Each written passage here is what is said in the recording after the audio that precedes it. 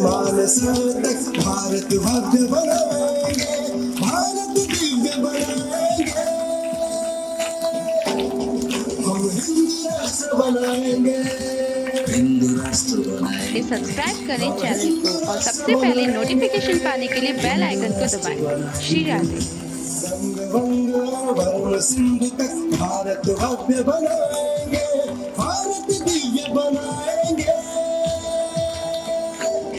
हम हिंदू राष्ट्र बनाएंगे, हिंदू राष्ट्र बनाएंगे, हम हिंदू राष्ट्र बनाएंगे, हिंदू राष्ट्र बनाएंगे। स्वस्तिक चित्रित सूर्य अंकित केसरी ध्वजा लहराएंगे, हम हिंदू, हम हिंदू, हम हिंदू, हम हिंदू राष्ट्र बनाएंगे, हम हिंदू राष्ट्र बनाएंगे, हम हिंदू राष्ट्र बनाएंगे, हम हिंदू राष्ट्र बनाएंगे।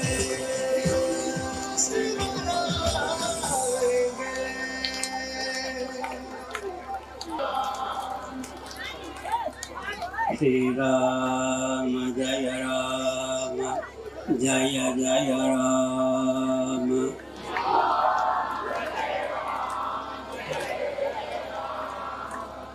श्री राम जय राम, जय जय राम।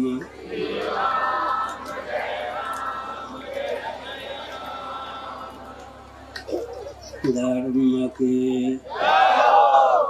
अधर्म का प्राणियों में विश्व का गौ माता की गोहत्या भारत सर्वभूत हृदय धर्म सम्राट श्री स्वामी करपात्री जी महाराज की, श्री जगन्नाथ महाप्रभु की, श्री बलभद्र महाप्रभु की, भगवती सुभद्रा देवी की। जे जगह चाहे जाओ, बैसवा चाहे बैसो, सोना कहे तो बैठ जाओ, नहीं तो जाओ कराओ।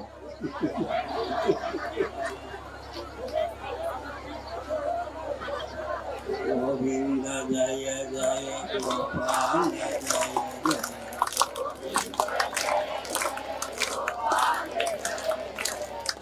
रमण हरि गोविंद जय जय।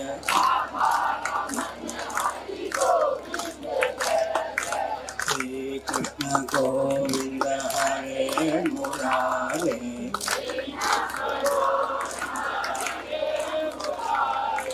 हे नाथ नारायण वासुदेव,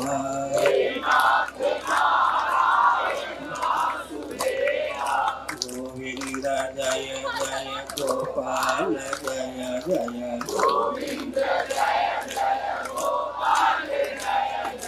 राधा रमण हरि गोविंद जय जय।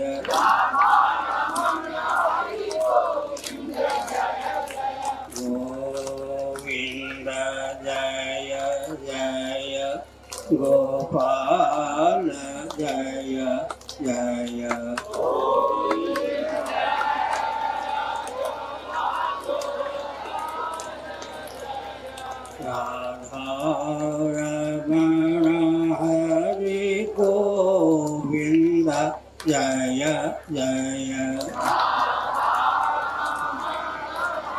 जय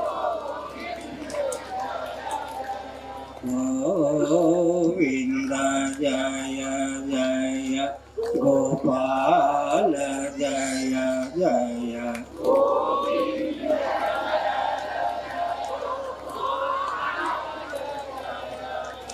राधा रमण हरि गोविंद जय जय।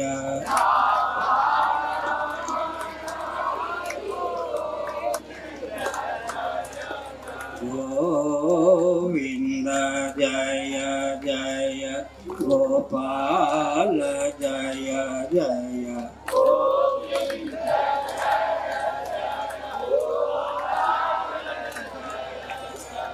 राधा रमण हरि गोविंद जय जय।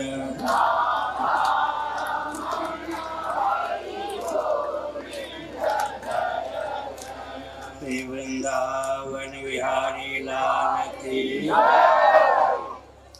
नमो महाभ्य शंभो शिव शिव शिव शिव शिव शिव नारायण नारायण नारायण।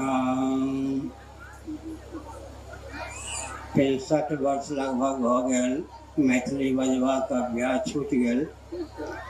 बुझ लै छी बाज नहीं सकै छी ताहि हेतु हिंदी में प्रवचन करब। अहाँ अपन लोकन ध्यान पूर्वक सुनबै ई भावना।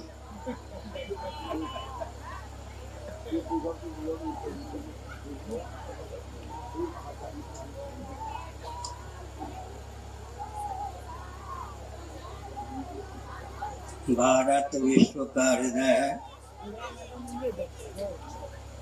साक्षात जीवन धन जगत पिता जगदीश्वर यहाँ श्री राम कृष्ण आदि रूपों में अवतीर्ण होते हैं। साक्षात जगदीश्वरी यहाँ सीता राधा रुक्मिणी आदि रूपों में अवतीर्ण होती है। सप्तर्षियों को भी अभिव्यक्त करने वाली यह धरा है। प्रबुद्ध योगा भ्रष्ट योगेंद्र मुनीन्द्र अमलात्मा परमहंस यहाँ अवतीर्ण होते हैं। राष्ट्रभक्त भक्त महाराणा प्रताप, झांसी के रानी शिवाजी जैसे महान भाव भी यहाँ अवतीर्ण होते हैं। इसके अस्तित्व और आदर्श की रक्षा का दायित्व हमको आपको प्राप्त है। दक्षता पूर्वक उसका निर्वाह करना चाहिए। केवल पेट और परिवार तक सीमित रहने पर अस्तित्व और आदर्श की रक्षा नहीं होती। महाउपनिषद के 6ठे अध्याय का अनुशीलन करने पर यह तथ्य उद्भासित होता है कि वसुधैव कुटुंबकम की व्याख्या ही हमारा आपका जीवन है। श्रीमद् भागवत गीता के 3रे अध्याय का अनुशीलन करने पर यह तथ्य उद्भासित होता है कि माँ के पेट से हम आप जेल सहित उत्पन्न हुए हैं, अतः जरायुज प्राणी हैं। आधुनिक विज्ञान के अनुसार माँ के पेट में कुछ समय अंडा होकर रह चुके हैं, इसलिए अंडजक प्राणी भी हम आप सिद्ध होते हैं। अंडे का मौलिक स्वरूप माता पिता के रजवीर्य का संघात है, अतः स्वेदजक प्राणी भी हम सिद्ध होते हैं। स्वेद का मूल है अन्न जल का सेवन, अतएव उद्भिज नामक प्राणी भी हम सिद्ध होते हैं। स्वप्नावस्था में आत्म चैतन्य से अधिष्ठित अर्धनिद्रित मन ही पृथ्वी पानी प्रकाश पवन आकाश स्थावर जंगम प्राणियों के रूप में उद्भासित होता है। एतावता हम मन से जब प्राणी भी सिद्ध होते हैं। आत्म तत्व से अधिष्ठित जब बुद्धि होती है तब हम स्वयंभू प्राणी सिद्ध होते हैं। निरुपाधिक धरातल पर हम स्वयं हैं, स्वपाधिक धरातल पर स्वयंभू होते हुए मनसिज है, मनसिज होते हुए जरायुज हैं, जरायुज होते हुए अंडज हैं, अंडज होते हुए उद्भिज हैं, अंडज होते हुए स्वेदज हैं, स्वेदज होते हुए उद्भिज हैं। इस प्रकार वसुधैव कुटुंबकम की व्याख्या हमारा आपका जीवन है। केवल पेट और परिवार तक सीमित रहना उचित नहीं है। निरुपाधिक धरातल पर हम जब साक्षात सच्चिदानंद स्वरूप पर ब्रह्म ही सिद्ध होते हैं। विद्योपाधिक होकर हम जगदीश्वर सिद्ध होते हैं। अविद्योपाधिक होकर हम जीव सिद्ध होते हैं। और मलिन सत्व गुण प्रधान प्रकृति का नाम अविद्या है। उसमें तादात्म्यपन्न होने पर अविद्योपाधिक होने पर हम जीव सिद्ध होते हैं। तमः प्रधान प्रकृति के योग से हम जगत सिद्ध होते हैं। निरुपाधिक धरातल पर हम ब्रह्म हैं। विद्योपाधिक होकर हम जगदीश्वर हैं। अविद्योपाधिक होकर हम जीव हैं। तमः प्रधान प्रकृति के योग से हम जगत के रूप में उद्भासित होते हैं। ये हमारा संपूर्ण परिचय है। हम ब्रह्म होते हुए ईश्वर हैं, ईश्वर होते हुए जीव हैं, जीव होते हुए जंगम प्राणी हैं। हमने संकेत किया तो हमारा आपका विशद स्वरूप वेदादि शास्त्रों का अनुशीलन करने पर सामने आता है। श्रीमद् भागवत ने एक तथ्य को उद्भाषित किया, जीवस्य तत्व जिज्ञासा। आप जीविका की उपेक्षा मत कीजिए, पर ध्यान रखिए जीविका जीवन के लिए हो, कहीं जीवन ही जीविका के लिए ना हो जाए। धीरे से बोलूं, जीविका है जीवन के लिए, जीवन जीविका के लिए नहीं है। जीवन है जीवन धन जगदीश्वर की अभिव्यक्ति या प्राप्ति के लिए। श्रीमद् भगवद गीता के 5वें अध्याय में भगवान श्री कृष्ण का संदेश, उपदेश तथा आदेश सन्निहित है। यही वैर्जिता सर्गो येषां साम्यचितं मनः निर्दोषं समं ब्रह्म तस्मात् ब्रह्मणि स्थिताः। अर्थापत्तिक प्रमाण का आलंबन लेने पर यह जगत सदोष और विषम सिद्ध होता है। जो कुछ अनात्मक प्रपंच है वह सदोष और विषम है। केवल भगवत तत्व, ब्रह्म तत्व, परमात्म तत्व या आत्म तत्व ही निर्दोष और सम है। सकल सदोष और विषम अनात्मक प्रपंच से जिसने अपने मन को कर्षित कर या जिन्होंने अपने मन को कर्षित कर ब्रह्म में लगा दिया, रमा दिया, उन्होंने जीवन काल में ही पुनर्भव पर विजयश्री प्राप्त कर ली। जन्म और मृत्यु के अनादि अजस्र परंपरा का आत्यंतिक उच्छेद मानव जीवन का लक्ष्य है। श्रीमद् भगवद गीता का अनुशीलन करने पर स्वचक्षु, दिव्य चक्षु, ज्ञान चक्षु का ज्ञान हमको प्राप्त होता है। परिभाषा वह नहीं है, केवल नाम है। स्वचक्षु, दिव्य चक्षु, ज्ञान चक्षु। नटुमाम शक्य से द्रष्टुमनेनैव स्वचक्षुषा दिव्यम ददामि ते चक्षु पश्य मे योगमैश्वरम विमूढ़ा नानुपश्यन्ति पश्यन्ति ज्ञान चक्षुषा। इससे सिद्ध होता है कि स्वचक्षु, दिव्य चक्षु, ज्ञान चक्षु, 3 प्रकार की चक्षु से संपन्न जीवन सार्थक होता है। जब कोई व्यक्ति किसी पुरुष को पिता समझता है तब ज्ञान चक्षु सन्निहित, दिव्य चक्षु भावित स्वचक्षु के द्वारा किसी पुरुष में पितृबुद्धि बनती है। किसी स्त्री में जब मातृबुद्धि बनती है तब ज्ञान चक्षु सन्निहित, दिव्य चक्षु भावित स्वचक्षु के द्वारा किसी स्त्री को व्यक्ति माता समझता है। तो हमारे आपके जीवन में ज्ञान चक्षु भी सन्निहित है, दिव्य चक्षु भी सन्निहित है, स्वचक्षु भी सन्निहित है। स्वचक्षु की प्रधानता से जागृत अवस्था है, स्वप्नावस्था दिव्य चक्षु की प्रधानता से है। जय जय भैरवी असुर भयावनी, जय जय भैरवी असुर भयावनी। पशुपति भामिनी माया, सहज सुमति वर दिया है गोसाउनी। सहज सुमति वर दिया है गोसाउनी। अनुगत गति तुम पाया, जय जय भैरवी असुर भयावनी। पशुपति भामिनी माया, सहज सुमति वर दिया है गोसाउनी। अनुगत गति तुम पाया, वासर्वेण समासन शोभित। वासर्वेण समासन शोभित। चरण चंद्र मणि चूड़ा, कथौ दैत्य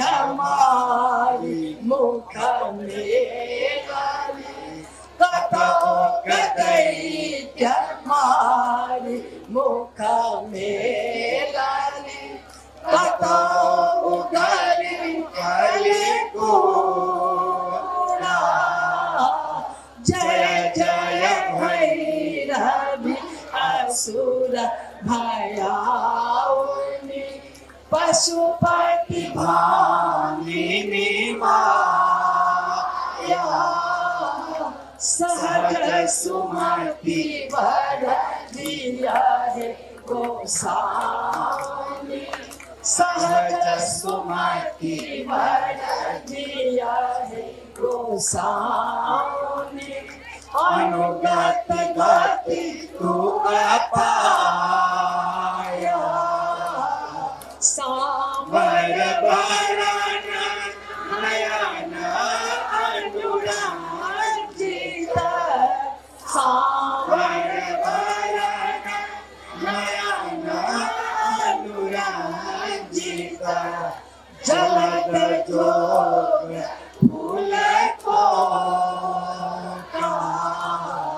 कट कट विकट ओट दुख पारई कट कट विकट ओट दुख पारई निधुन फेन उठी भौका जय जय भैरवी असुर भयाउनी पशुपति भामिनी माया सहज सुमति वर दिया है गोसाउनी अनुगत गति तू अपाया घन घन घन घन घन घन घरू कटबाजय घन घन घन घरू कटबाजय हन हन घन तुअका विद्यापति कवि तुआ पद सेवा विद्यापति कवि तुआ पद सेवा पुत्र विसरु जनी माता जय जय भैरवी असुर भयाउनी पशुपति भामिनी माया सहज सुमति वर दिया है गोसाउनी अनुगत गति तू अपाया जय जय भैरवी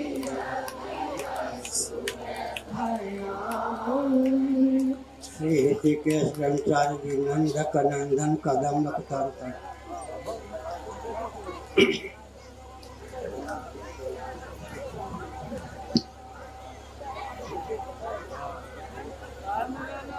जगह ना हो तो जाइए आप ऊपर आ जाइए।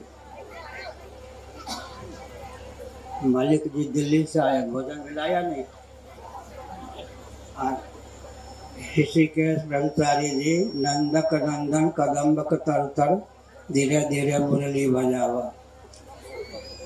ये छत्तीसगढ़ के हैं लेकिन मैथिली में गाएंगे। ये छत्तीसगढ़ के छठ मैथिली में गौता।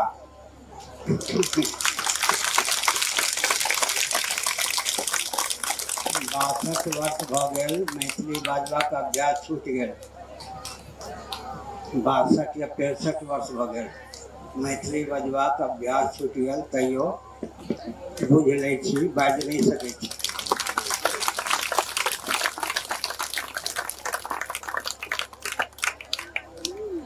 हर हर महादेव।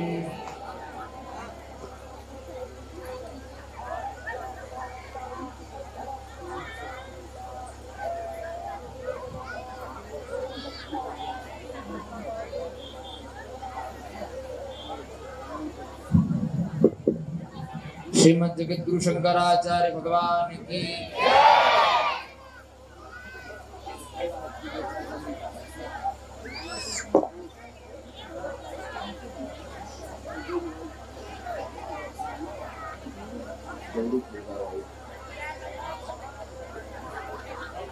हर हर महादेव।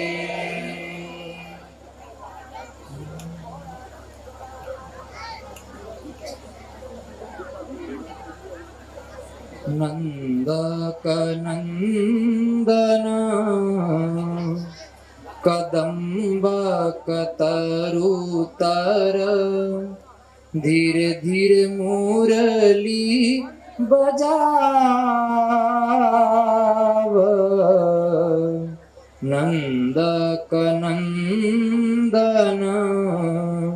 कदम्बकतरुतर धीरे धीरे मुरली बजाव। नंदकनंदन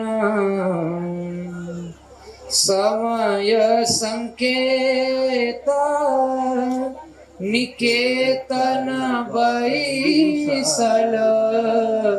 समय संकेत निकेतन बैसल। बेरी बेरी बोली पठाव। नंदकनंदन कदम्बकतरुतर धीरे धीरे मुरली बजाव। नंदकनंदन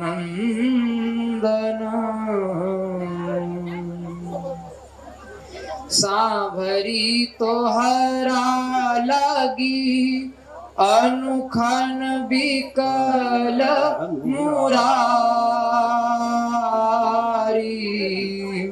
सांवरी तोहरा लागी अनुखन बिकल मुरारी।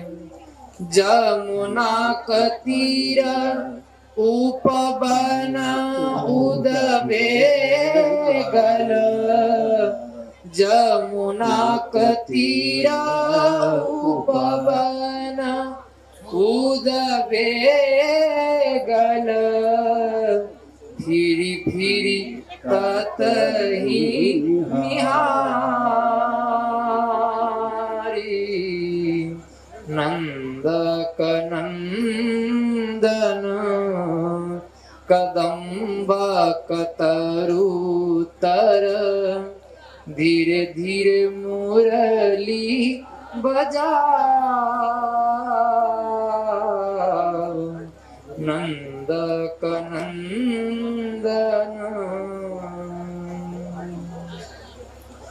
गोरस बेचरा आइत जाइत।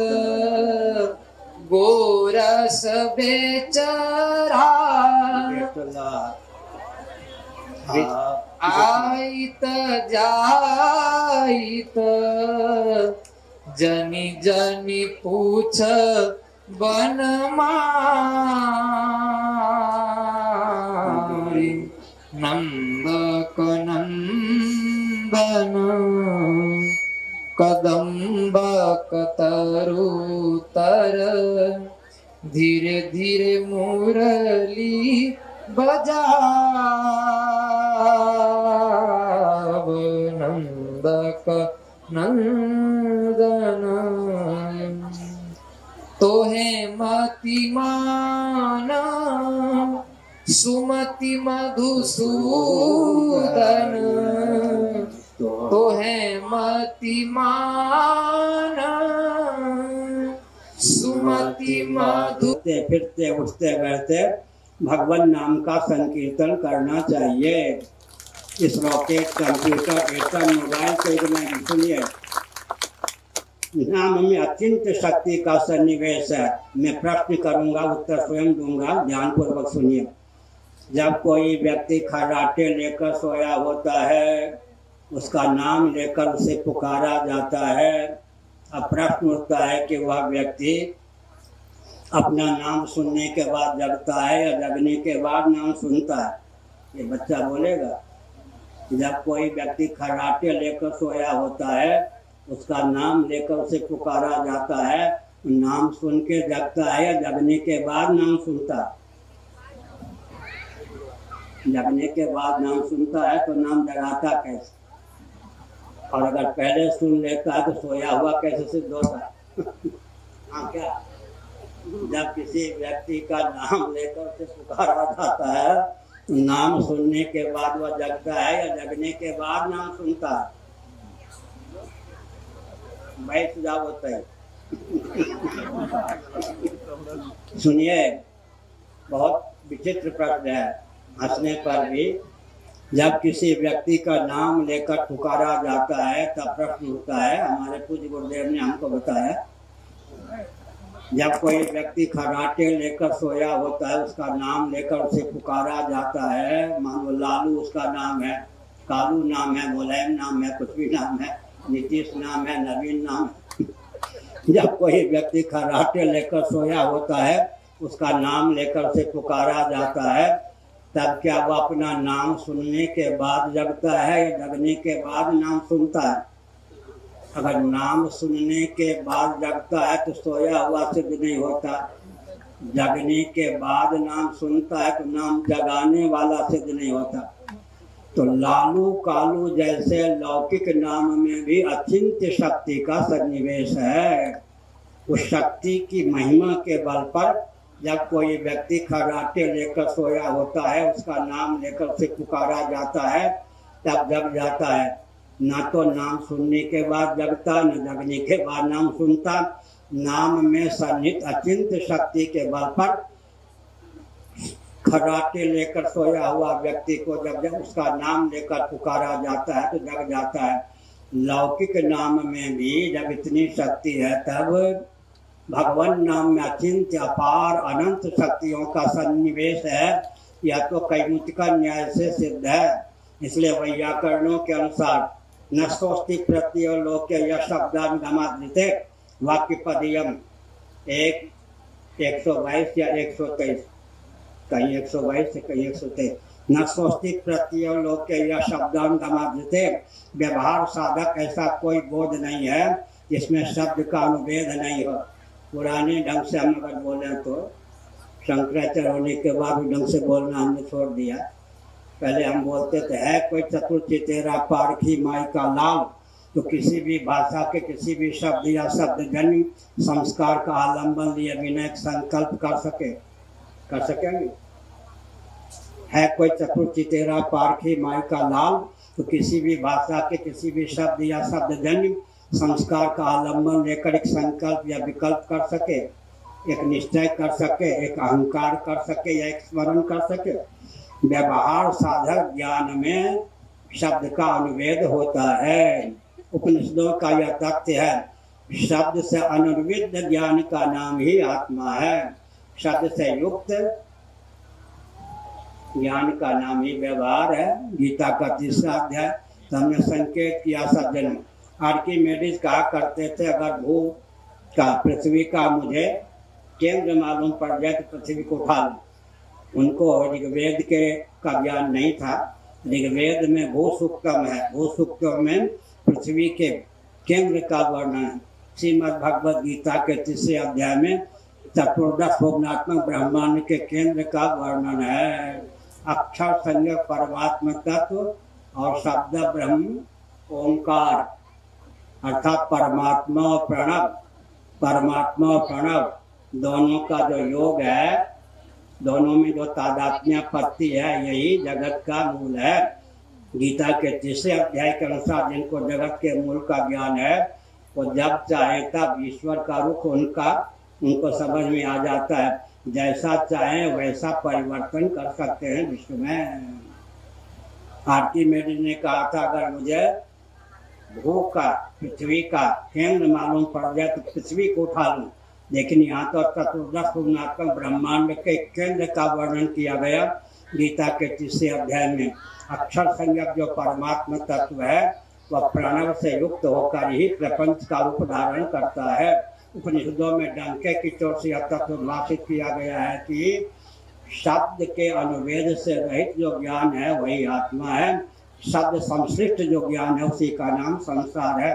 भव को भगवान का, भगवान को भव का रूप कभी भी दिया जा सकता है। अब तक के प्रवचन का सारांश क्या निकला? श्रीमद् भागवत के 11 स्कंद के अनुसार विषयं ध्यायतः चित्तम विषयेषु विसज्जते मामं स्मरतः चित्तम मय्येव प्रबलीयते लियते विलियते प्रबलीयते।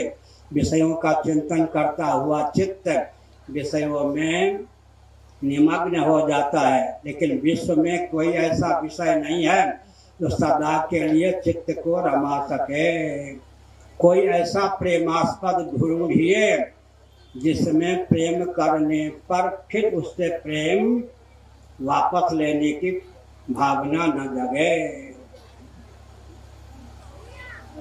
एक बहुत विचित्र बात है, सूर्य नर मुनि सब की यारे की स्वागत लागी करें सब प्रीति नवा अरे सर्वस्य कामाय सर्वं प्रियं भवति आत्मनस्तु कामाय सर्वं प्रियं भवति।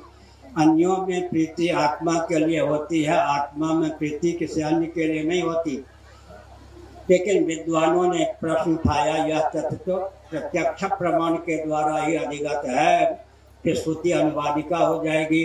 अनुवादिका श्रुति का स्वतंत्र प्रमाण नहीं होता। अनधिगत अबाधित अर्थ का अगर प्रतिपादन श्रुतियाँ करती हैं तो उनका स्वतंत्र प्रमाण है। ध्यान पूर्वक सुनिए। पूर्व मीमांसा का प्रारंभ अर्थात तो धर्म जिज्ञासा इस सूत्र से होता है। उत्तर मीमांसा का प्रारंभ अर्थात तो ब्रह्म जिज्ञासा इस सूत्र से होता है। पूर्वोत्तर मीमांसा के माध्यम से अपूर्व वेदों के जो प्रतिपादित धर्म और ब्रह्म इनका बोध होता है। प्रत्यक्षादि अन्य प्रमाणों के द्वारा अनधिगत अबाधित धर्म और ब्रह्म है। इस पे पूर्व पक्ष लगभग 10 मिनट और लगभग इस पर पूर्व पक्ष प्रस्थापित होता है। धर्म साध्य है, भव्य है, अनुष्ठेय है, उसका ज्ञान भले ही वेदादि शास्त्रों के द्वारा ही संभव हो, तस्मात् शास्त्रं प्रमाणम थे। लेकिन ब्रह्म तो सिद्ध तत्व है, घटपट पृथ्वी आदि के समान।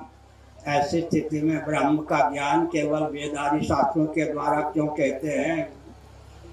भव्य अनुष्ठेय को कहते हैं, साध्य को कहते हैं, भूत सिद्ध को कहते हैं। ब्रह्म सिद्ध तत्व है, धर्म साध्य है। साध्य का ज्ञान भले ही वेदों के द्वारा हो, लेकिन ब्रह्म तो सिद्ध तत्व है, पृथ्वी आदि के समान। फिर ब्रह्म वैदिक समधिगम्य क्यों है? इस पर वैयाकरण लोग ध्यान देंगे। अविधा वृत्ति से शब्द प्रवृत्ति के हेतु कौन है? जाति, क्रिया, संबंध, रूढ़ि, गुण। यही श्याम लाल की श्यामा गाय श्याम सुंदर के खेत में सुबह से हरी हरी घास चल रही है। इस वाक्य में शब्दों की प्रवृत्ति जाति को लेकर, गुण को लेकर, क्रिया को लेकर, संबंध को लेकर, रूढ़ि को लेकर हुई। लेकिन वेदांत वेद्य जो आत्म तत्व है, जाति, गुण, क्रिया, संबंध, रूढ़ि से अतिक्रांत है, अतः वैदिक समधिगम्य है।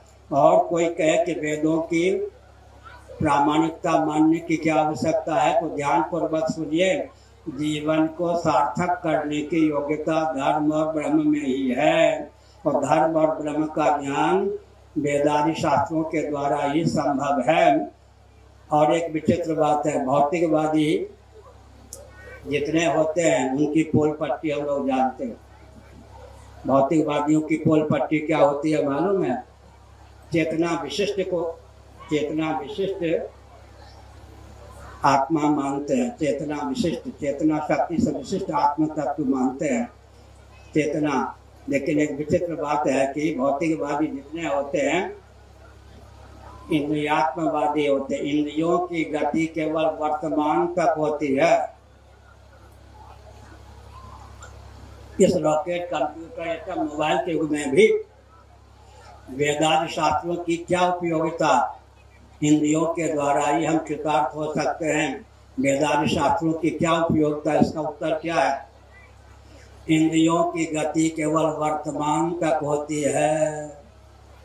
मन की गति भूत भविष्य वर्तमान तीनों कालों में होती है और कालातीत परमात्मा में भी होती है। इसलिए मनोमय कोश में ही तैत्तिरीय उपनिषद के अनुसार वेदांत शास्त्रों की प्रतिष्ठा है। मन की गति काल और कालातीत, काल गर्भित कालातीत दोनों तत्वों में होती है और वेदांत शास्त्रों की गति भी काल गर्भित कालातीत दोनों तत्वों में है। मनुस्मृति का अध्ययन कीजिए, मांडुक्य उपनिषद का अवलोकन कीजिए। भूतम भव्यम भविष्यं च सर्वं वेदात् प्रसिद्ध्यति यत्र त्रिकालातीतं तदप्य ओंकार एव। वेदांत शास्त्रों की उपयोगिता क्या हुई? अब तक के प्रवचन का सार क्या निकला? धर्म और ब्रह्म के द्वारा ये जीवन सार्थक हो सकता है। जिसके जीवन में धर्म निष्ठा नहीं, भगवत भक्ति रूपा ब्रह्म निष्ठा नहीं, प्रामाणिक रीति से विचार करने पर उसका जीवन सार्थक हो नहीं सकता। इसलिए भोजन, वस्त्र, आवास, शिक्षा, स्वास्थ्य, यातायात, उत्सव, त्योहार, रक्षा, सेवा, न्याय, विवाह। 63 वर्ष पहले हमने यह वाक्य बनाया था 10वीं कक्षा में। लोहा का जो विद्यार्थी था, बहुत लोहा रामकृष्ण झा जी हमारे हेडमास्टर थे, श्री रामकृष्ण झा जी टोल वाले। भोजन, वस्त्र, आवास, शिक्षा, स्वास्थ्य, यातायात, उत्सव, त्योहार, रक्षा, सेवा, न्याय और विवाह। ये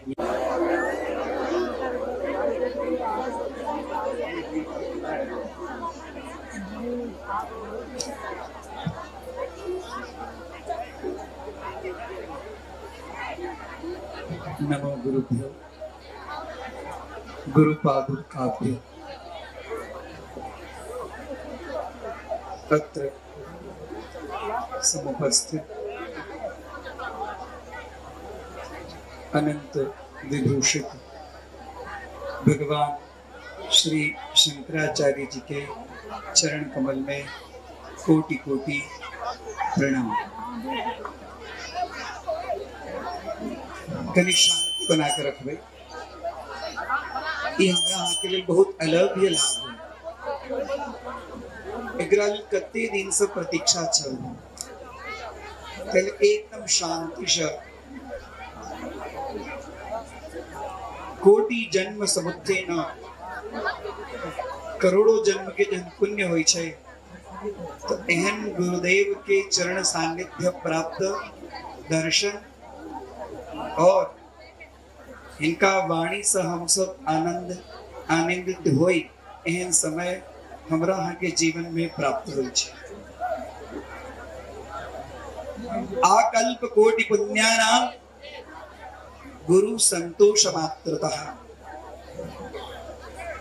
करोड़ों जन्म के पुण्य गुरुदेव के संतोष से, गुरुदेव के कृपा से आई हमारा यहाँ के बहुत सौभाग्यशाली दिन है जो स्वयं हमरा यहाँ के कृतार्थ करक ले एक पावन भूमि के ऊपर में हमरा यहाँ के दर्शन देव के लिए लेकिन है।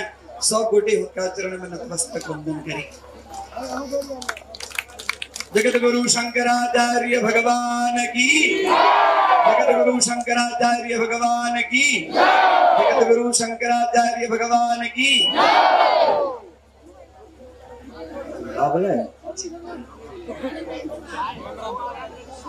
जय जय भैरव। श्रीमती झा जी, इंदिरा झा जी, डॉक्टर श्रीमती इंदिरा झा जी, जय जय भैरव। गौशान गीत।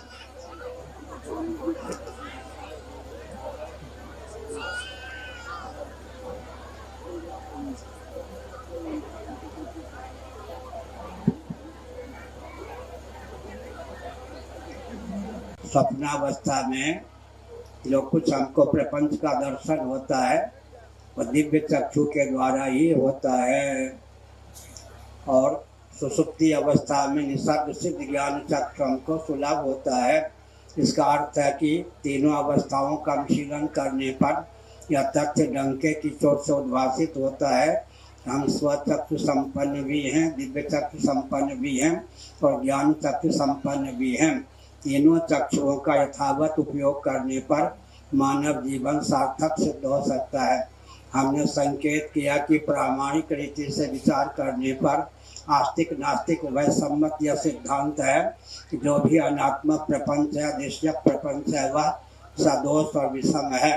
केवल भगवत तत्व, ब्रह्म तत्व, परमात्मा तत्व ही निर्दोष और सम है। अतः हमारा आपका दायित्व है कि सकल सदोष विषम अनात्मक प्रपंच से मन को कर्षित कर निर्दोष और सम परमात्मा में सन्निहित कर दें। मन चंचल है, लेकिन मन की चंचलता उसकी स्थिरता को द्योतित करती है। भ्रमर चंचल होता है, मधुकर चंचल होता है, या मधुमक्खियाँ चंचला होती हैं, लेकिन किसी अली को, भ्रमर को, मधुप को अभीष्ट पराग मकरंद से युक्त जब पुष्प की प्राप्ति हो जाती है, पराग की प्राप्ति हो जाती है, मकरंद की प्राप्ति हो जाती है, तो भ्रमर तनिक भी संक्रमणशीलता का परिचय दिए बिना उस पुष्प के मकरंद का ही आस्वादन करता है। उपनिषदों में इस तथ्य को डंके की चोट से उद्भाषित किया गया है कि जो भौरा मधुपान में उन्मत्त होता है, मकरंद पान में उन्मत्त होता है, सर्वतोभावेन समासक्त होता है, पराग में भी वह क्षमता नहीं कि उसके मन को समाकृष्ट कर सके।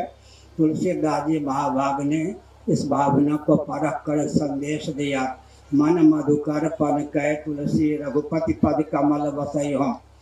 उन्होंने एक भावना व्यक्त की, जाने दें मेरे जीवन में कभी ऐसे सौभाग्य का उदय होगा जब मैं अपने मन रूपी मधुप को अनात्मक प्रपंच उपरक्त कर भगवान श्री रामभद्र के दिव्य चरण कमलों के पराग और मकरंद में रमा सकूंगा।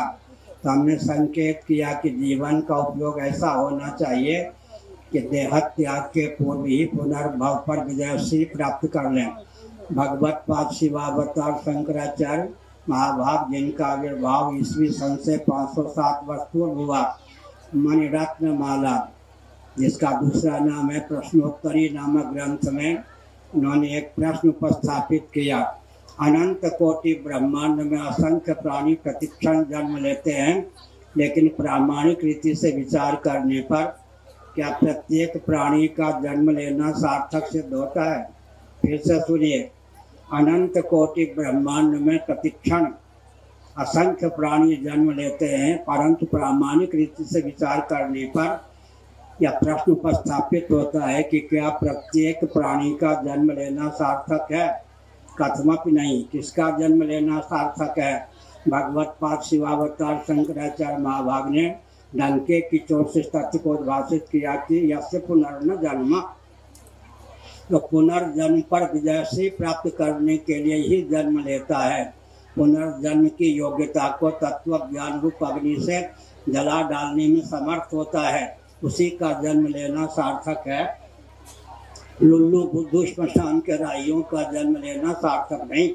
दूसरा प्रश्न भगवत पाद शिवावतार आदि शंकराचार्य महाभाग ने उपस्थापित किया कि अनंत कोटि ब्रह्मांड में असंख्य प्राणी प्रतिक्षण देह त्याग करते हैं, मरते हैं, परंतु प्रामाणिक रीति से विचार करने पर क्या प्रत्येक प्राणी का मरना सार्थक सिद्ध है? उन्होंने कहा कथमपि नहीं। किसका मरना सार्थक सिद्ध है?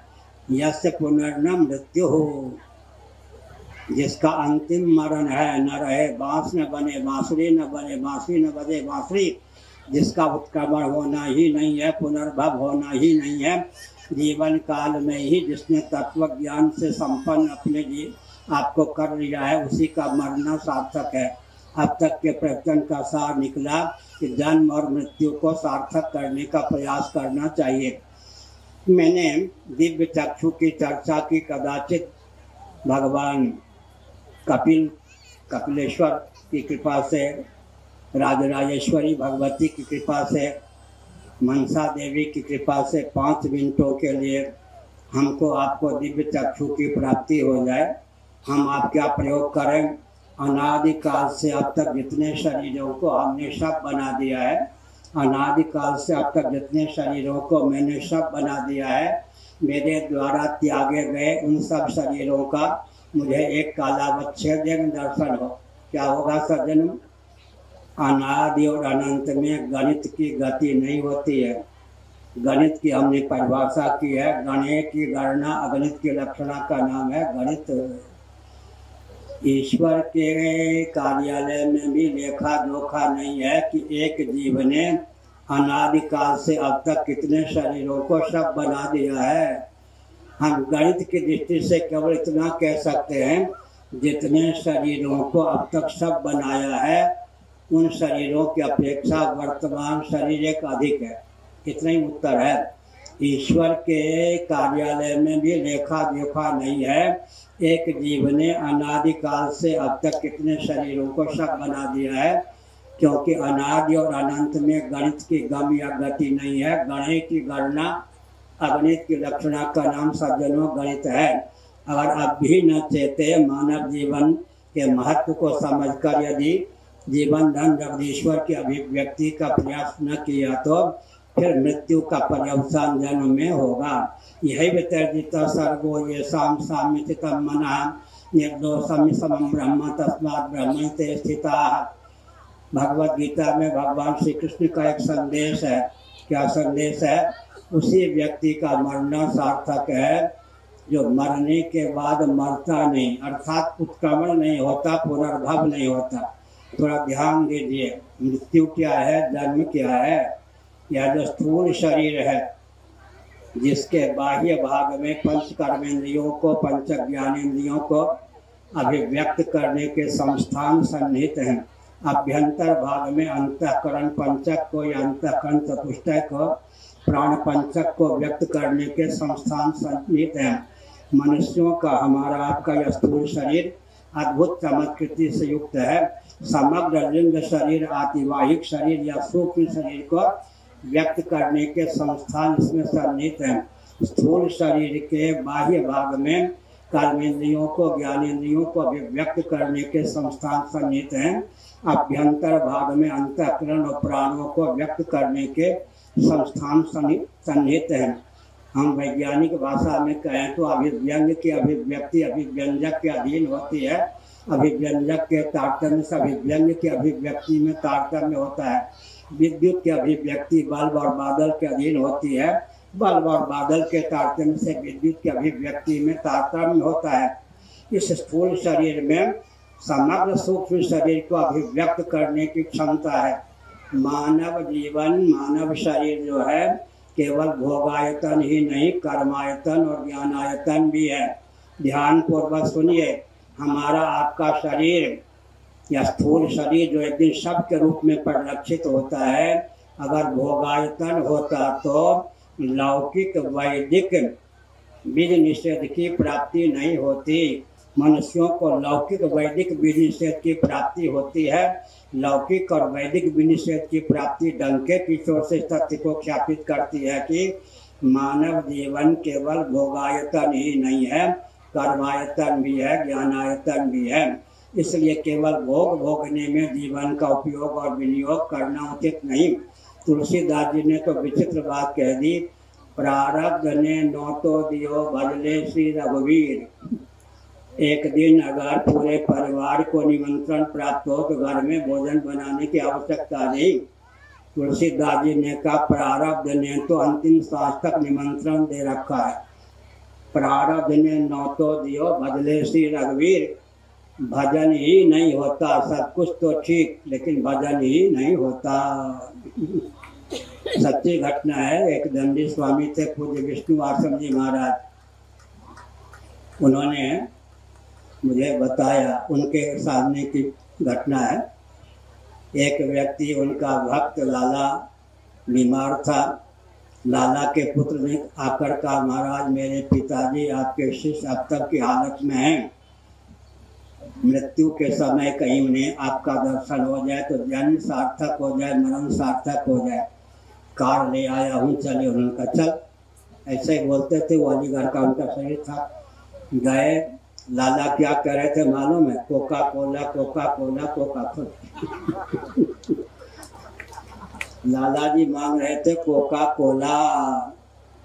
उनके पुत्र ने कहा, पिताजी मुझसे कोका कोला मांग रहे हैं। लगता है कि 2 मिनट भी जीवित नहीं रहेंगे, कोका कोला पीकर ही मरना चाहते हैं, मैं क्या करूं? उन्होंने कहा तेरे पिता का मैं गुरु हूँ, मेरा आदेश है गंगा जल डाल। अभी गुरु की महिमा हुई या नहीं? पुण्य का प्रभाव हुआ। पुरानी भाषा है, 1 नंबर में दिल्ली का विद्यार्थी रहा हूँ, 1 नंबर के कोका कोला का अर्थ होता था जिसमें कुछ मदिरा कम, गुप्त भाषा थी दिल्ली में। 1 नंबर का कोका कोला देने वाले जिसमें मदिरा का कुछ अंश। लाला जी कोका कोला पीकर मरना चाहते थे, उन्होंने जोर मारा, गुरु ने कहा नहीं, गंगा जल मुंह में डाल। उसके बाद गुरु जी ने कहा इसके कान के पास मुख ले जाकर कहो पिताजी अंतिम समय है, राम राम कहिए। उसने कहा बेटो जो तुम मुझसे कहने को कहते हो वह तो मुझसे कहा नहीं जाता, मर गए। यह भी नहीं कहा कि राम नहीं कहा जाता, इतना बड़ा वाक्य बोला, बेटो जो तुम मुझसे कहने को कहते हो वह तो मुझसे कहा जाता नहीं। फिर भी सुनने को तो मिल गया ना राम नाम, इसलिए सज्जनों चल वचन सुना कछु मोरा, भनई विद्यापति सुन बर जौमती, भनई विद्यापति सुन बर जौवती, बंदह नंद किशोरा,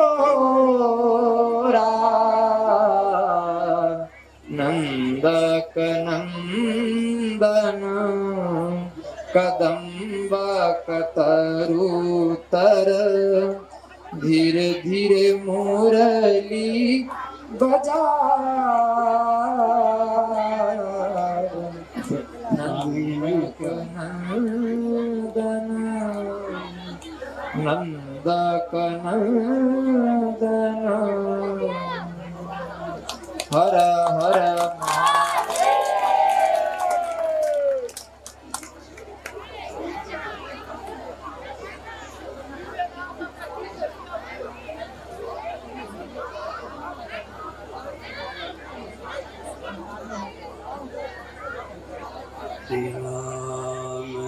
राम जय जय। ही तक जीवन को सीमित रखने पर जीवन सार्थक नहीं होता है।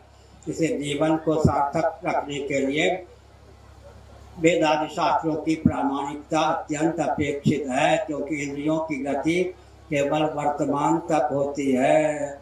भौतिकवादियों को 3 शाप लगा है। पहला शाप क्या लगा है? ए भौतिकवादी, सिकंदर के समान कब्रिस्तान खुदवा खुदवा कर हीरे जवाहरात इकट्ठा करते रहो।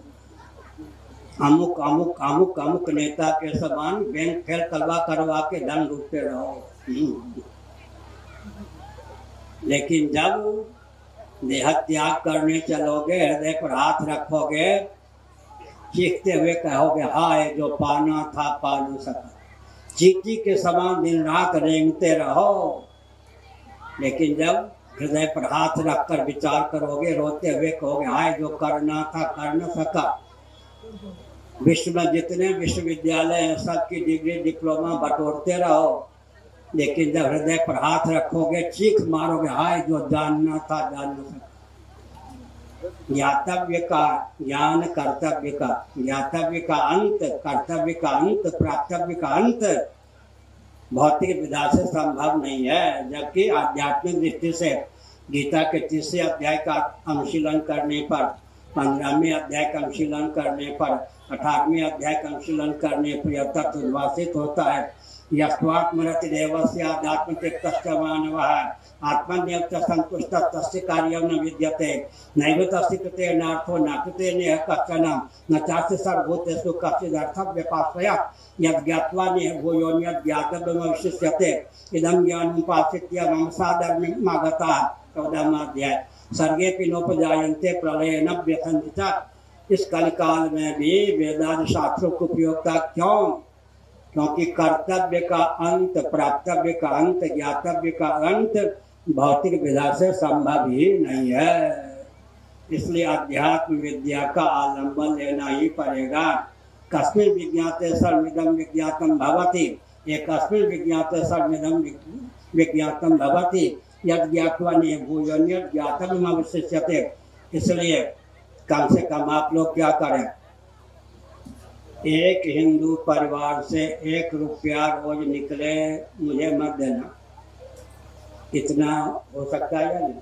मान लीजिए 9 परिवार इतना गरीब है, ऐसा नहीं है आजकल, फिर भी तो 1 रुपया एक दिन में निकाल नहीं सकता तो 10वां व्यक्ति खड़ा हो जाए। 9 परिवार के बदले 9 रुपया, अपनी ओर से 1 रुपया, तो अभी तो महीने में 300 ही खर्च होंगे उसके। औसतन एक हिंदू परिवार से 1 रुपया रोज निकले, 1 घंटा रोज निकले, उस संपत्ति का, उस समय का उपयोग अपने क्षेत्र को, जिस क्षेत्र में आप रहते हैं, परिधि निश्चय कीजिए। 2 किलोमीटर, 4 किलोमीटर, 10 किलोमीटर, 50 किलोमीटर, अपनी क्षमता बढ़ाते जाइए। अपने क्षेत्र की जो भी समस्या है उस समस्या के समाधान में उस समय का और रुपये का उपयोग कीजिए।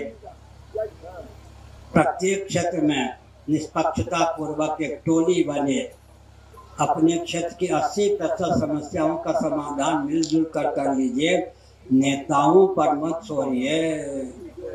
नेता जो होते हैं ना, नेता का उल्टा क्या होता है? ताने कसने वाला, ताना। नेता ताने, ताने कसने वाले। नेताओं के पास क्या होता मालूम है? शब्द वेधी बाण। 2-3 शब्द वेधी बाण कहूँ। नेताओं के पास जनता को गुमराह करने के लिए शब्द वेधी बाण होता है। शब्द वेधी बाण, जनक जी शब्द वेधी बाण चलाने में निपुण थे। नेता लोग शब्द वेधी बाण चलाते हैं। क्या क्या चलाते हैं? नीतीश जी सावधान, यहाँ नीतीश जी हैं। पहले वो एम्बेसडर कार अपनी मेरे पास भेजते। जब तक मैं बिहार में रहता तब तक वो सेवा में होती। मैंने एक बार भी धन्यवाद नहीं कहलवाया, भेजना छोड़ दिया। हमको अच्छा लगा। उन्होंने सोचा कि हमारे प्रचारक हो जाएंगे, नहीं तो कम से कम धन्यवाद तो भेजेंगे। हम कह रहे बचपन के बाबा। हमने न धन्यवाद दिया न कुछ कहा, बस उन्होंने, उनका धैर्य टूट गया। हमें भी अच्छा लगा। हमने क्या कहा? शब्द वेधी बाण। क्या क्या है नेताओं के शब्द वेधी बाण? सवर्ण असवर्ण 2 शब्दों का प्रयोग करके जनता को गिरा दिया, अपना मतलब साध लिया। फिर क्या कहते हैं? श्रमजीवी बुद्धिजीवी 2 शब्दों का प्रयोग करके समाज में विद्वेष पैदा कर दिया, विभाजन कर दिया, अपना काम बना लिया। अब नया राष्ट्रपति महोदया, राष्ट्राध्यक्षा सावधान, आदिवासी और आगंतुक ये 2 शब्द और चला दिए हैं। आदिवासी और आगंतुक, इसका मतलब व्यास, वशिष्ठ इत्यादि यहाँ के मूल निवासी नहीं थे ना, यही हुआ ना। 2 शब्दों के द्वारा, शब्द वेधी बाण के द्वारा राजनेता समाज को बिल्कुल बुद्धू बना के अपना स्वार्थ सिद्ध कर लेते हैं। कौन कौन शब्द हुए हैं? सवर्ण, असवर्ण, श्रमजीवी, बुद्धिजीवी। अब नया आ गया है आदिवासी, आगंतुक। हमने संकेत किया सावधान। मैं राजनीति की परिभाषा दे रहा हूँ। विश्व स्तर पर यह परिभाषा उद्भाषित हो रही है ताकि राजनेता अपना स्तर बढ़ाने के लिए उत्सुक हों और बाध्य हों। उन्हीं राजनेताओं की दाल गले जो अपना स्तर बढ़ावे। राजनीति की परिभाषा विश्व स्तर पर क्या हो सकती है? वेदांत शास्त्रों का मंथन करने पर यह तथ्य निकला है। सुसंस्कृत, सुशिक्षित, सुरक्षित, संपन्न, सेवापरायण, स्वस्थ, सभ्यताप्रद व्यक्ति और समाज की संरचना। ब्राह्मणों का नाम लिए बिना हमने कहा सुसंस्कृत, सुशिक्षित। क्षत्रियों का नाम लिए बिना कहा सुरक्षित। वैश्यों का नाम लिए बिना कहा संपन्न। शूद्रों का नाम लिए बिना कहा सेवा परायण, अन्य सबों का नाम लिए बिना कहा स्वस्थ सर्वहितप्रद। फिर से राजनीति की परिभाषा सुनिए। सुसंस्कृत, सुशिक्षित, सुरक्षित, संपन्न, सेवा परायण, स्वस्थ, सर्वहितप्रद व्यक्ति और समाज की संरचना वेदादि शास्त्र सम्मत राजनीति की विश्व स्तर पर परिभाषा है। राजनीति, राजधर्म, दंड नीति, अर्थनीति, क्षत्र धर्म, ये 5 एकार्थक पर्याय वाचक हैं। क्षत्र धर्म माने क्षत्रियों का धर्म। राजनीति, राजधर्म, दंड नीति, अर्थनीति और क्षत्र धर्म, ये 5 एकार्थक शब्द हैं, पर्याय वाचक शब्द हैं। विकास, विकास, विकास, विकास के गर्भ से निकल रहा विनाश। मानव जीवन की संरचना का जो प्रयोजन है, सृष्टि की संरचना का जो प्रयोजन है, उसको बिना जाने अगर विकास को परिभाषित और क्रियान्वित किया जाता है तो विकास के गर्भ से विनाश ही निकलता है। भले ईमानदार राजनेता ही क्यों ना हो। मोदी जी सुन लीजिए, मोदी जी ने पहले कहा स्मार्ट सिटी, संतोष नहीं हुआ तो आगे फिर क्या कहा स्पिरिचुअल स्मार्ट सिटी। अब दोनों कहना बंद कर दिया। गुप्त प्रत्यक्ष हम जो बोलते हैं उन तक संदेश पहुंचता ही है। समझे क्या हुआ? विकास का अर्थ स्मार्ट सिटी। तो हमने कहा कि सिटी महानगर, महानगर की क्या पहचान है? बिना महायंत्र के महानगर की संरचना हो नहीं सकती। अब महानगर, हरिपुर को भी महानगर ही बनाना चाहते होंगे सब, आजकल फैशन है। महानगर का अर्थ क्या होता है? विकास या विनाश। जहाँ शुद्ध मिट्टी सुलभ न हो, शुद्ध पानी सुलभ न हो, शुद्ध प्रकाश सुलभ न हो, शुद्ध पवन सुलभ न हो, प्रचुर आकाश सुलभ न हो, शुद्ध मुस्कान सुलभ न हो, शुद्ध मनोभाव सुलभ न हो। जया बच्चन और कौन है, अमिताभ बच्चन को देख कर के हंसना सीखते हैं, मुस्कुराना, न सोचता मुस्कान न सोचता हंसी। जहाँ शुद्ध मिट्टी सुलभ न हो, जहाँ शुद्ध पानी सुलभ न हो, जहाँ शुद्ध प्रकाश सुलभ न हो, जहाँ शुद्ध पवन सुलभ न हो, जहाँ प्रचुर आकाश सुलभ न हो, जहाँ शुद्ध मनोभाव सुलभ न हो, शुद्ध मुस्कान सुलभ न हो, संयुक्त परिवार सुलभ न हो। अगर संयुक्त परिवार ही टूट जाता है तो कुलोचित आचार का अंत, कुलोचित विचार का अंत, कुल देवी का अंत, कुल देवता का अंत, कुल वधु का अंत, कुल वर का अंत हो जाता है या नहीं? कुल गुरु का अंत हो जाता है। तो विकास के नाम पर मनुष्य संतान उत्पन्न करने और भोजन करने की मशीन बन जाता है। यही आजकल विकास है। इसलिए मानव जीवन की सार्थकता जिसमें सन्निहित है और सृष्टि की संरचना का जो प्रयोजन है, सृष्टि की संरचना परमात्मा ने क्यों की, इसको समझ कर ही विकास को परिभाषित और क्रियान्वित करना चाहिए। श्रीमद् भागवत 10:87-2 वेद स्तुति का दूसरा श्लोक एक ही जगह स्पष्ट रूप में, एक ही स्थल पर परिपूर्ण रूप में सृष्टि की संरचना का प्रयोजन है। श्रीमद् भागवत 10:87-2 वेद स्तुति का दूसरा श्लोक। बुद्धिन्द्रिय मन प्राणाम जनानाम असदत् प्रभु मात्रार्थम च भवार्थम च आत्मने कल्पनाय। बुद्धिन्द्रिय मन प्राणाम जनानाम असदत् प्रभु मात्रार्थम च भवार्थम च आत्मने कल्पनाय च। महासर के प्रारंभ में सच्चिदानंद स्वरूप करुणा वरुणालय सर्वेश्वर ने अकृतार्थ प्राणियों को कृतार्थता का अवसर प्रदान करने की भावना से उन्हें देहेंद्रीय प्राणांतकरण से युक्त जीवन प्रदान किया ताकि वे मात्रार्थम च भवार्थम च आत्मने अकल्पनाय च। आपको सुनकर प्रसन्नता होगी।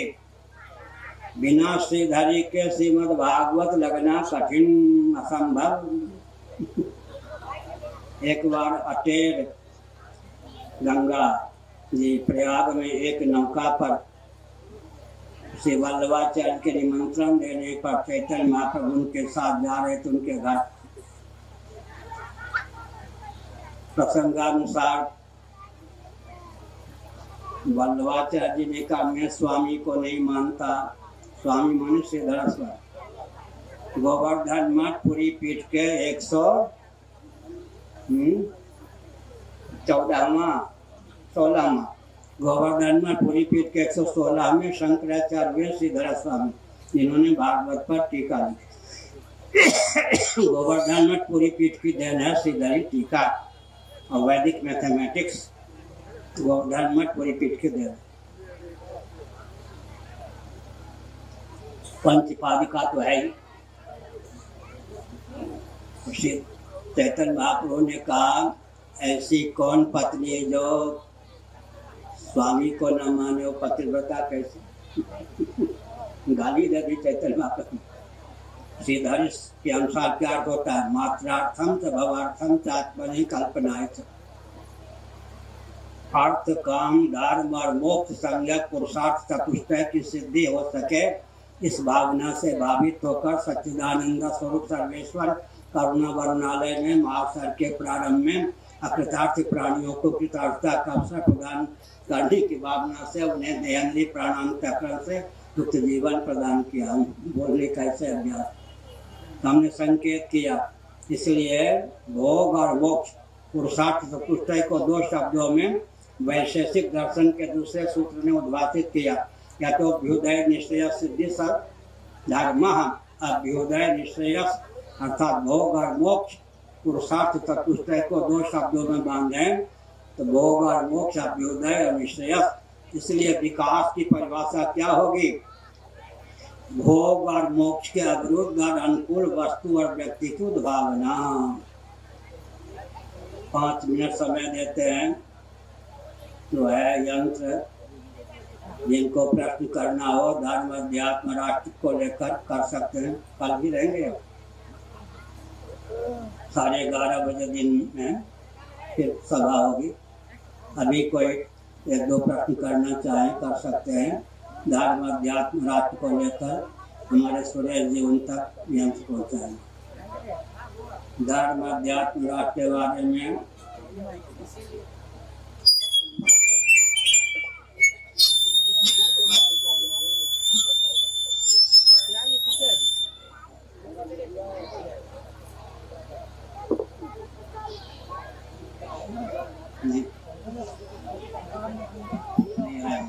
जय जगन्नाथ। परम पूज्य जगत गुरु शंकराचार्य को मैं चिराग झा सागर प्रणाम करता हूं।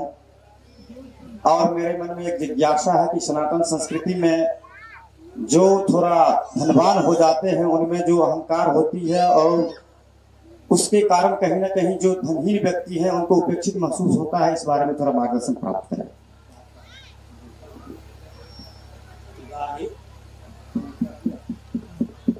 गाढ़ी नींद में आम होता है किसी को क्या? आम की गति तो गाढ़ी नींद में भी नहीं है। अहमिता प्रसुप्ते श्रीमद् भागवत 11 तो जब तक आम है तभी तक सर्दी गर्मी भूख प्यास द्वंद्व की गति है, दुख की गति है। गाढ़ी नींद में न द्वंद्व की पहुँच है न दुख की पहुँच है। अहमिता प्रसुप्ते श्रीमद् भागवत का 11 स्कंद। अहंकार जो होता है, मैं 4वीं कक्षा का विद्यार्थी था। पाठ्य पुस्तक की एक पंक्ति इतनी लग गई कि मैं हर समय गुनगुनाता रहता। 1-2 दिन तो भाई को अच्छा लगा, बड़े भाई ने अंत में कहा पागल हो गया, हर समय ये गाता रहता है। सभी ज्ञान का जो कि आगार है मिटाता सदा जो अहंकार है उसे ही ना हमारा नमस्कार है। 4वीं कक्षा में पढ़ने को मिला पाठ्य पुस्तक में, सभी ज्ञान का जो कि आगार है मिटाता सदा जो अहंकार है उसे ही हमारा नमस्कार है। अहं के गर्भ में जो ज्ञान विज्ञान आ जाता है सीमित होता है, लेकिन अहम ब्रह्मास्मि भी तो अहम है। वो अहम का शोधन करके जो ज्ञान विज्ञान प्रतिष्ठित होता है वही उद्धार करने में समर्थ होता है। इसलिए तुलसीदास जी ने जीव धर्म को परिभाषित किया। हर्ष विषाद ज्ञान अज्ञान जीव धर्म अहमित अभिमाना। मैं विद्वान हूँ, मैं सुंदर हूँ, बस हो गए। अहम की सीमा में गर्भ में अगर अहम कोई ज्ञान विज्ञान आ गया सीमित हो जाता है। अहम का शोधन करके या अहम का पेट फाड़ करके जो ज्ञान विज्ञान आता है, जो ज्ञान विज्ञान अहम को भी शोधित कर देता है वही टिकाऊ होता है, उसी से कल्याण होता है। और कोई जो भाई हाँ इनको गुरु जी के चरणों में प्रणाम। की नाम है? शिवम कुमार झा। कहो झाजी कहो। दर्शन और विज्ञान में की अंतर है? हाँ वैसे दर्शन विज्ञान व्यवहार, दर्शन विज्ञान व्यवहार, ठीक।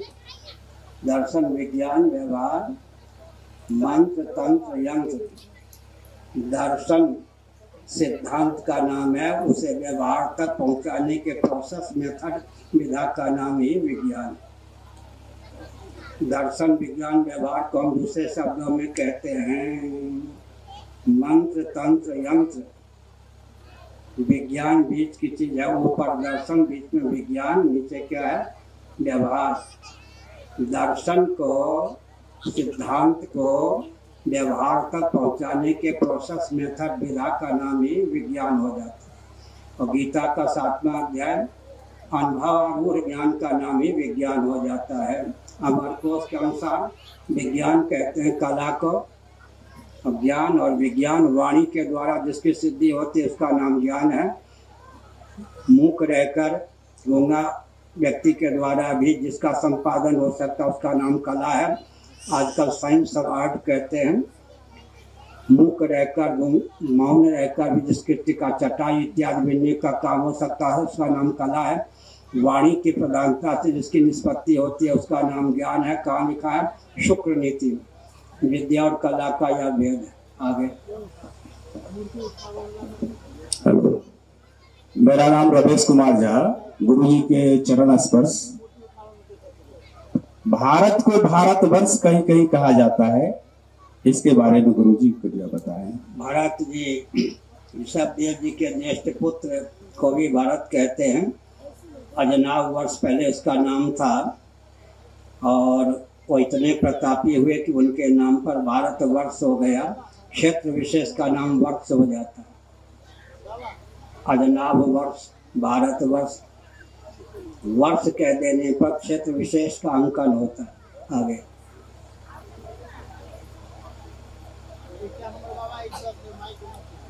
ल लिया कहो, ल को कहो। दियन माइक कत गया सब पकड़ा दिया।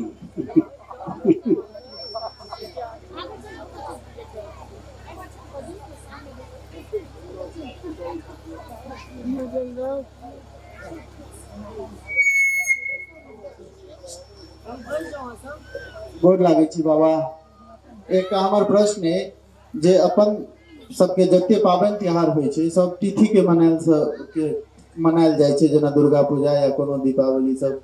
बस एकटा तिला संक्रांति 14 जनवरी के मनायल जाइ छै और एकटा 17 सितंबर के ई विश्वकर्मा पूजा मनायल जाइ छै। से केना 100 वर्ष में एक दिन का अंतर पड़ जाए छै, बुझलू कि नहीं? 100 वर्ष में एक दिन का अंतर कहियो पड़िए जाए छै। कैसू इस संयोगक बात है। 100 वर्ष में एक दिन का अंतर कहियो पड़िए जाए छै, बुझलू कि? हाँ।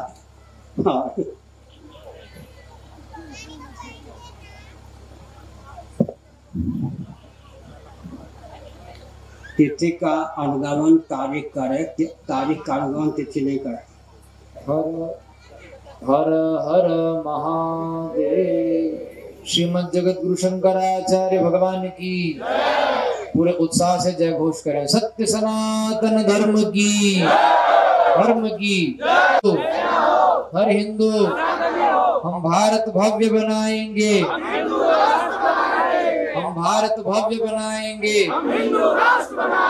श्रीमद जगत गुरु शंकराचार्य भगवान की, धर्म सम्राट स्वामी श्री करपात्री जी महाराज की, गोवर्धन मठपुरी पीठाधीश्वर श्रीमद जगत गुरु शंकराचार्य भगवान की, मनसा भगवती की, नमः पार्वती पतये हर हर महादेव। श्रीमन नारायण पादुकाओं में जो कि मंच के सम्मुख विराजमान है, क्रमशः प्रणाम निवेदित करके आप सब बढ़ते जाएं। कल दिन में 11:30